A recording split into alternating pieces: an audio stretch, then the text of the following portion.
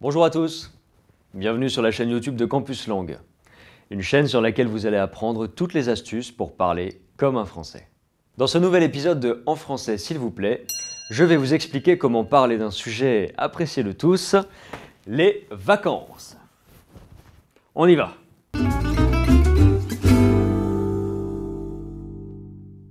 Moi, j'adore être en vacances. Peu importe la saison, que ce soit en été, en automne, en hiver ou au printemps.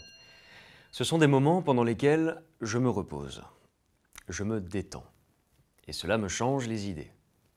Avant le départ, il faut tout planifier. Pour commencer, je choisis une destination, le lieu où je dois me rendre. Puis je regarde les cartes pour préparer tout mon itinéraire, le chemin qui me mènera d'un lieu à un autre. Je définis ainsi toutes les étapes de mon voyage, les lieux dans lesquels je vais m'arrêter. Vous avez compris que je n'aime pas improviser et que je suis très organisé. Je réserve toujours à l'avance. Et parce que j'aime avoir des vacances variées, je séjourne aussi bien dans un hôtel, un gîte, un club de vacances, un camping ou plus généralement dans une location de vacances. Un de mes amis, lui, est un vrai aventurier. Il adore dormir à la belle étoile, couché en plein air. Moi, j'apprécie mon petit confort. Lorsque je voyage en avion, je préfère des vols directs, car je déteste les escales. En croisière, c'est bien différent, évidemment, car les escales sont toujours l'occasion de faire des excursions et des visites guidées. J'adore aussi prendre le train, surtout le TGV, train à grande vitesse, qui permet de rejoindre de nombreuses grandes villes en très peu de temps. Pour préparer mes vacances, j'effectue mes recherches sur Internet et particulièrement sur les blogs de voyage, qui me permettent de découvrir les avis des internautes sur leurs expériences de voyage. Je consulte aussi des guides de voyage. Ensuite, je fais mes bagages. Je préfère les valises à roulettes aux gros sacs à dos, parce que je trouve cela plus pratique. Le plus important, c'est de penser à prendre vos papiers, c'est-à-dire vos documents d'identité, appelés aussi pièces d'identité.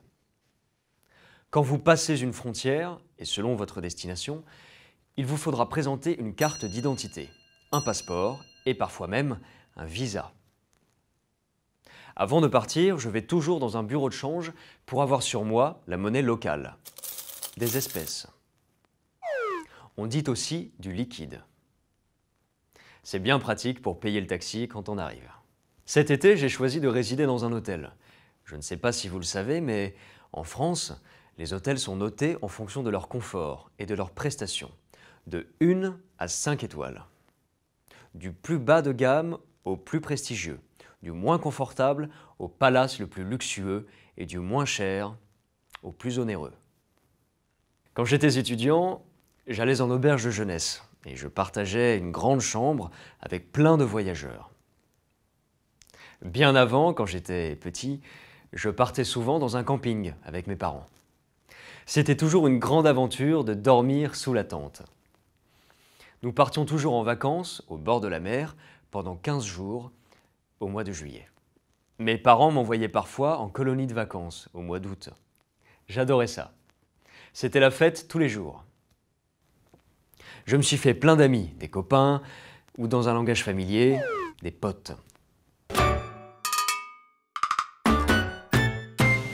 En France, on a le choix des destinations, mer, montagne, campagne. Il y en a pour tous les goûts.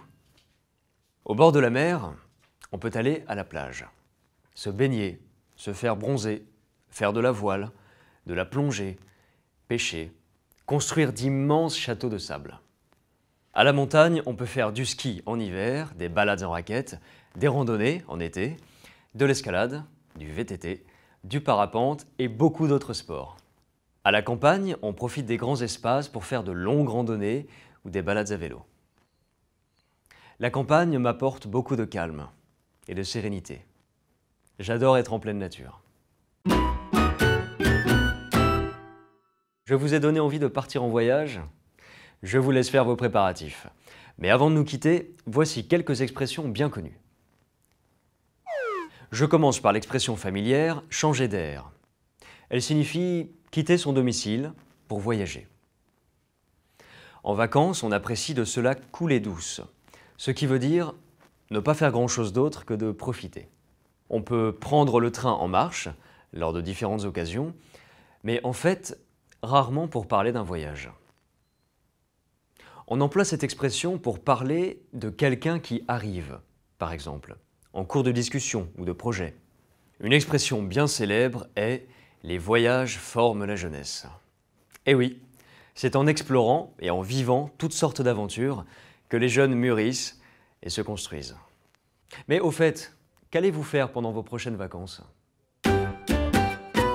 Si vous avez aimé cette vidéo, likez, commentez, partagez-la. Abonnez-vous à notre chaîne YouTube Campus Langue pour découvrir toutes les astuces qui vous aideront à parler français comme un vrai Parisien. À bientôt! Rendez-vous dans le prochain épisode de En français s'il vous plaît.